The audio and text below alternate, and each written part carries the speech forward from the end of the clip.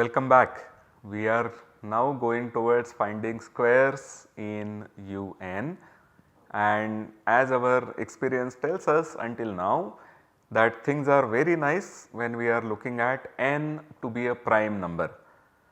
And remember also that we are looking at odd n, so we should be looking at odd primes. So we begin with trying to compute the squares in UP, or what we would like to do is to find how many elements are squares in UP or what are the elements which are squares in UP. So, this was studied quite some time back, 2 centuries back, by the mathematician Legendre, who has done lot of other work including work in differential equations, and there is a one particular quantity that Legendre defined, that is called the Legendre symbol. So, we will see the definition of this Legendre symbol. What we have is that we take n, we take an element A in the natural numbers and let P be any odd prime. So, here our n is the set of natural numbers and we are starting with any odd prime P, then we define the Legendre symbol of A with respect to P, and this is, so given any odd prime we are going to define the Legendre symbol for any natural number A, and the formula is a complicated formula. Let us look at the formula once and we will then try to understand the formula in some detail. So, the formula is as given here. It says that the quantity is 0, the Legendre symbol is 0 if P divides A. So, for all the natural numbers A which are divisible by P, the Legendre symbol is 0, and for the non-zero elements, the elements which are, so this is of course to say that when A is congruent to 0 mod P, that is what we are going to have here. So, whenever you have A not to be congruent to 0 mod P, the Legendre symbol can be 1 or -1 depending on whether A is a square modulo P or whether A is not a square modulo P. So, this Legendre symbol has 3 values. It will be 0 for all the natural numbers which are divisible by P. So, 0, and if you are looking at natural numbers we will start with P. So, P, 2P, 3P, 4P and so on, for all these numbers the Legendre symbol is 0. Then for the squares modulo P, Legendre symbol is 1. So, this is a computation that we will have to do separately for each prime very carefully. We already observed that in the case where P was 7, we had 3 squares, 1, 2 and 4. These were the 3 squares. So, when you are going modulo 7, the Legendre symbol will be 1 for these 3 elements. For the remaining 3 elements in U7, the Legendre symbol will be -1, and whenever 7 divides some particular A, the Legendre symbol will be 0. Okay. This is the understanding of Legendre symbol. So, in other words, what we have is that this symbol A by P, this is our definition of Legendre symbol, we will call it A by P. This is the symbol we are looking at. So, this is 0 exactly when P divides A, just as the last slide also told us, else it is 1 or -1 depending on whether A is an element of QP or not. Whenever A is a square modulo P, Legendre symbol is 1. Whenever A is not a square modulo P, the Legendre symbol is -1. So, let us do some computation of Legendre symbols. Let P be 7, and suppose now we want to do the computation of Legendre symbols. So, we want to compute A by 7, that is what we want to compute. So, we have that U7 is 1, 2, 3, 4, 5, 6. The invertible elements modulo 7 are exactly 1, 2, 3, 4, 5, 6. So, among these we have computed the squares explicitly and let us just do it once again. So, 1 will give you 1 as the square and 6 also gives you 1. 2 will give you the square 4 and minus 2 which is 5, that will also give you the square to be 4 because 5 square is 25 which is 4 modulo 7 and 3 as well as 4 will give you the square to be 2. So, we have exactly 3 squares in U7 or there are exactly 3 elements in Q7 and when you write them by order you will write them as 1, 2, 4 and so this is exactly what we have. So, whenever this element is 1, 2 or 4 modulo 7 then you have that the computation of Legendre symbol modulo 7 is 1. The remaining 3 elements which are 3, 5, 6 mod 7 there the Legendre symbol value is minus 1 and of course whenever A is divisible by 7 we have that the Legendre symbol is 0. Now this computing the squares explicitly is not going to work all the time. There are some very high numbers, very large numbers which are primes and we would like to find a way to do these computations effectively. So, there are some laws that we will require to do these computations. So, we will prove these laws in due course. Right now what we will do is to try to get some hang of how these Legendre symbols behave. So, this is the first lemma that we have in that direction, that we will start with an odd prime p. Then for every a and b in the set of natural numbers. So, you are taking a and b coming from n. Then we always have that the Legendre symbol of AB with respect to p is the product of the Legendre symbols of A and B with respect to p. So, when you want to compute, suppose you wanted to compute the Legendre symbol modulo 23, 23 is a prime. If you wanted to compute the Legendre symbol of say 15 modulo 23, it would be difficult to see whether 15 is a square or not, but if you know whether 3 is a square or not and 5 is a square or not, you will have the information about 15 being a square or not.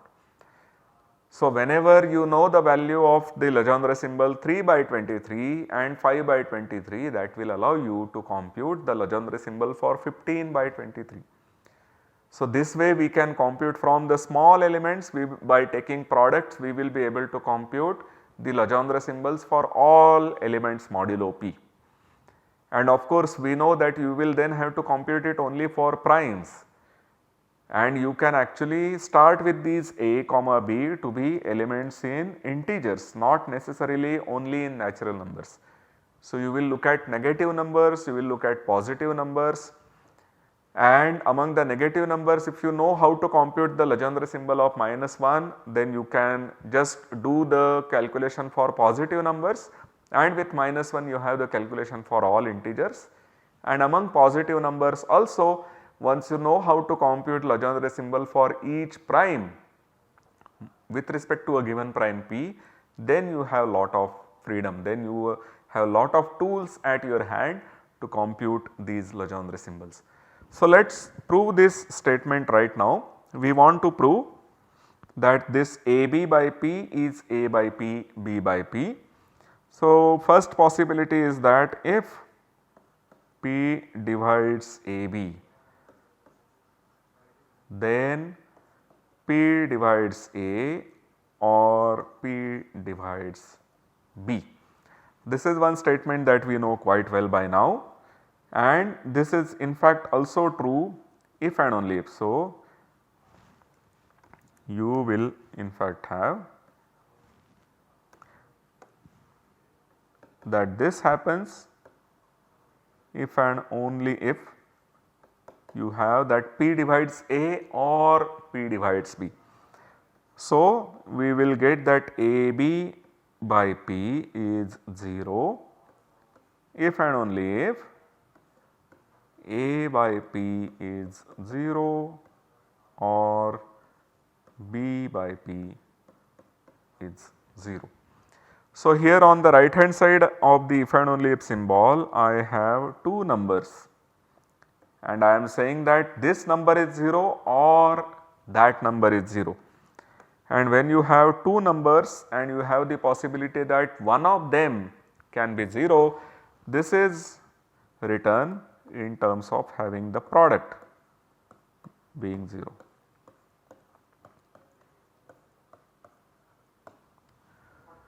So, we have the equality AB by P equal to A by P, B by P whenever we have the equality to be 0. So, now we will assume that we do not have any of these three values AB by P, A by P and B by P. We assume that none of these are 0. So, what we will have is that A is in UP, B is in UP and therefore AB is also in UP, and then we will compute these Legendre symbols and see whether we get the equality. Okay. So, we can therefore assume now, so we now assume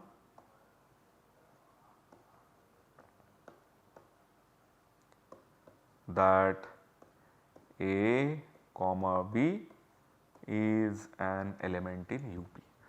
This is our standing assumption now. So,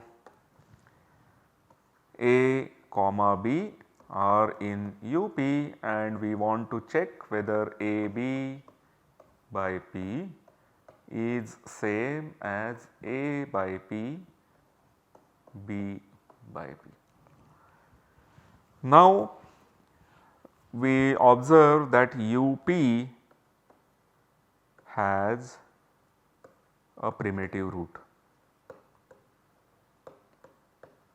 We have proved in fact that when P is an odd prime, P power E has a primitive root.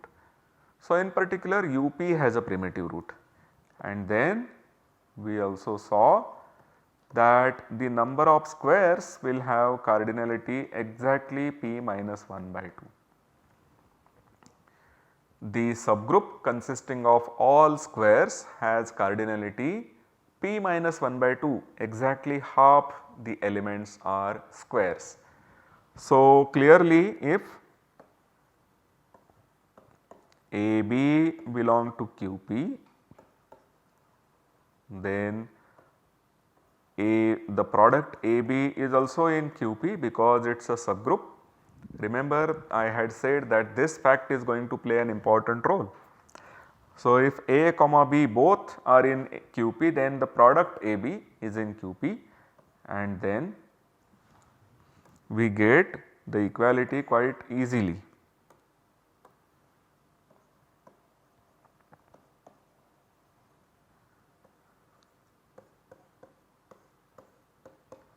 Because all these Legendre symbols are 1.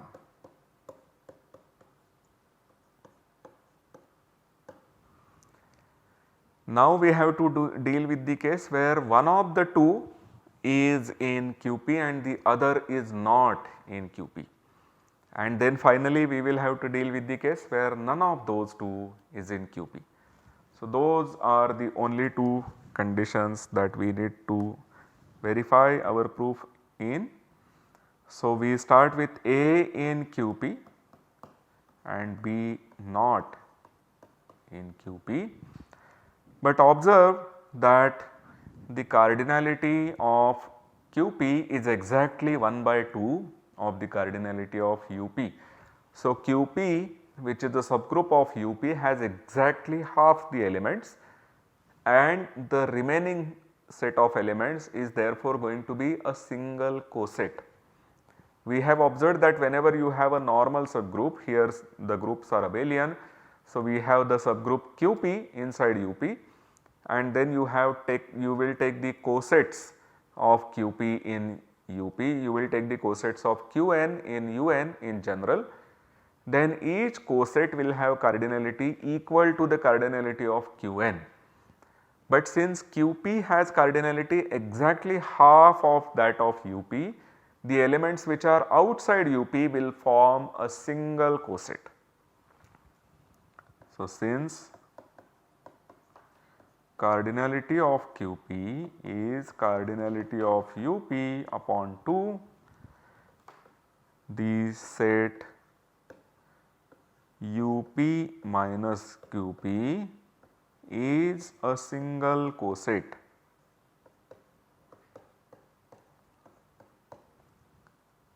And since B is not in QP, this is equal to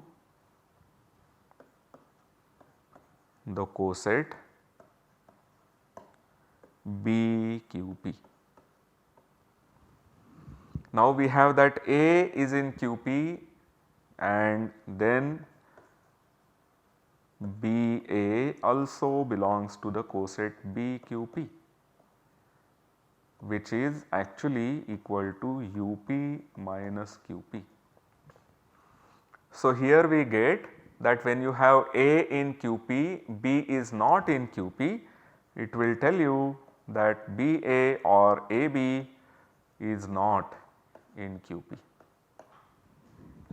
So, the computations will tell you that AB by P, which is now minus 1 because AB is not in QP, is also equal to A by P, B by P, which is 1 into minus 1, which is minus 1. So, the case A being in QP and B not in QP is now done, because then AB is also not in QP, and now we have to deal with the final case where we will take both A and B not in QP.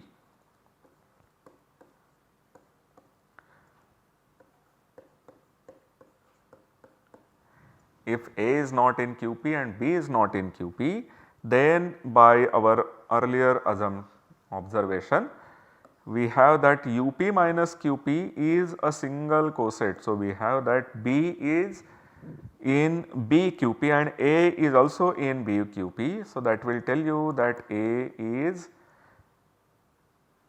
equal to B times some element alpha, where alpha belongs to QP. And similarly, whenever B is not in QP, you will have that B inverse is also not in QP, and so B inverse will also give you the same coset, and therefore A is B inverse alpha. QP being a subgroup, if B inverse was in QP, then B would also have to be in QP. So, we get A equal to B inverse alpha, which says that AB is alpha, which is in QP. And therefore, we get that the product AB by P, which is now 1 because AB is in QP, is equal to the product of 2 minus 1s.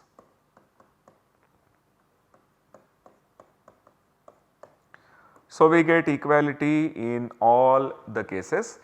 Once again, what we have observed is only the following thing. When you have P dividing AB, that is true if and only P divides A or P divides B. So, AB by P can be 0 precisely when one of the A by P and B by P is 0. Okay. So, if A by P and B by 2 are both non-zero, then AB by P cannot be 0. So, whenever P divides A or P divides B, then we have the equality for AB by P equal to A by P into B by P. And therefore, we are now going into the case where A comma B are in UP, these are invertible modulo P. When these are invertible modulo P, the possibilities are that A and B will belong to QP or not. But there is a, there would be 4 cases: A and B in QP, A in QP, B not in QP, A not in QP but B in QP. Actually, this is the same as the second case, because then you can just replace A by B and B by A. And the third case now for us is when none of the AB is in QP. And what we observe is that A comma B belong to QP implies AB belongs to QP. So, we have the equation that the equation holds. If A is in QP and B is not in QP, then we prove that AB is not in QP. So, indeed you get 1 into minus 1 to be minus 1. And finally, we see that whenever A is not in QP, B is not in QP, AB has to be in QP. So, you get minus 1 into minus 1 equal to 1. So, the equality of the AB by P, the Legendre symbol of the products is the product of the Legendre symbols. So, that equality holds in all cases and that completes our result for us. However, our UPs also have primitive roots. So, with respect to the primitive roots, we can actually have this result quite nicely, that whenever G is a primitive root in UP, then the Legendre symbol of G power I is simply minus 1 to the power I. And the only thing that we have to prove here is that the Legendre symbol of G is minus 1, that G cannot be inside QP. Once we prove this, then the Legendre symbol of G has to be minus 1 and this result will follow by whatever we have proved earlier. So, that is the only thing we have to see. So, we need to prove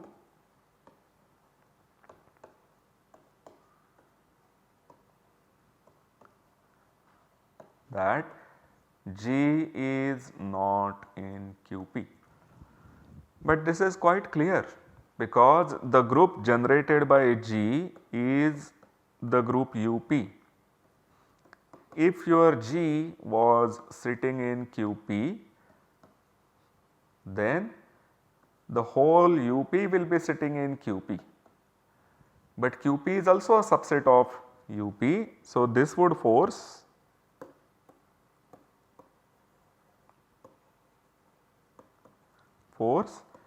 that UP equal to QP. But this is a contradiction by the computation of the order of QP that we have seen earlier. We have seen that whenever we have a primitive element, there are exactly 2 square roots of 1, namely 1 and minus 1. We are taking P to be an odd prime. So, 1 and minus 1 are distinct elements modulo P. So, 1 and minus 1 are 2 square roots of 1, therefore, the map which sends every element to its square, the homomorphism that we saw in the last lecture, that has a non-trivial kernel of cardinality 2 and therefore, by looking at the cardinalities we get a contradiction. So, we have that G is not in QP and therefore, the Legendre symbol of G by P is minus 1 and then it will follow quite easily that the Legendre symbol of G power I with respect to P is the Legendre symbol of G with respect to P to the power I, because we have seen that it is a homomorphism, Legendre symbol is multiplicative and so we get this to be minus 1 to the power I. So, a very simple fact will tell you that you can compute the Legendre symbol of every element once you know the Legendre symbol of the primitive element, or in other words once you know a primitive element. Once you know a primitive element, you can write every element as power of this primitive element and then you will be able to compute the Legendre symbols for every element quite easily using these two things. This is also another simple result, but it is a big theorem because it will help us computing lots and lots of Legendre symbols. The basic thing that is different here is that on the left hand side we have the Legendre symbol which can be 1 or minus 1 or 0, but on the right hand side we have something which is purely in terms of A. So, when you are feeding this as an algorithm to computer, it would be very easy for computer to tell that given an A, compute the A power P minus 1 by 2. Whereas if you were to tell the computer to check whether A is a square or not, or whether P divides A or not, and so on, then that would be more difficult things to prove or to implement on a computer program, whereas this is something which is quite feasible, this is something which is quite doable. So, this is one of the very important theorems. Let us see a proof of this very quickly, and once we have a proof of this, then we can also do some computations and try to compute Legendre symbols for various other elements. So, the basic step here is that it is enough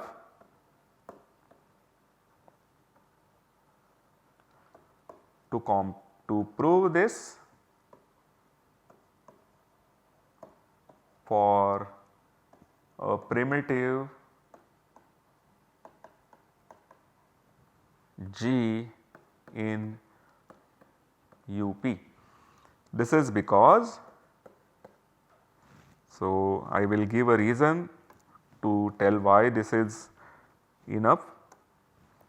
So, if A is G power I, then we know that the Legendre symbol A by P is the ith power of the Legendre symbol G by P, and this is also minus 1 to the power I, and further we have that A is G power I. So,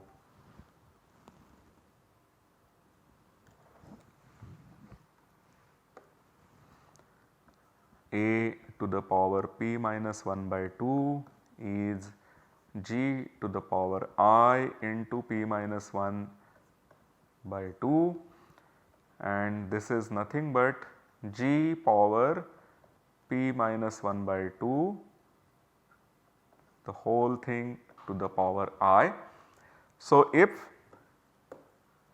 we prove the result for the primitive element, which would tell you that G power P minus 1 by 2 is congruent to minus 1 modulo P, then here we would put the value and get that A to the P minus 1 by 2 is congruent to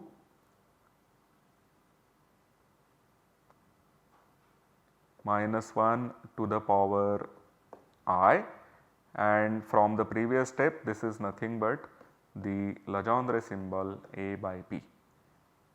These are both mod P. So, when we have A by P to be equal to minus 1 to the power I, and once you prove that G power P minus 1 by 2, once you prove this equality, then using this formula we will get directly that modulo P A raised to P minus 1 by 2 is simply the Legendre symbol A by P. So, what we need to show is that G to the power P minus 1 by 2 is not equal to 1 in the group UP. So, this simply means that the P minus 1 by 2th power of G inside UP is equal to minus 1. This is what we want to show when we want to show that modulo P G to the P minus 1 by 2 is minus 1. So, we are going to take these powers of G in UP and we want to show that when you raise it to this particular power you get it to be minus 1. So, first of all we note that G to the P minus 1 has to be 1, because the order of G being primitive, the order of G is the primitive, is the cardinality of UP, which is P minus 1. So, G to the P minus 1 is 1, which says that if you were to take this power g to the p minus 1 by 2 and take the square, then you get 1. So, this element here is a square root of 1. So, the possibilities are that we get the element g to the p minus 1 by 2 equal to 1 or minus 1.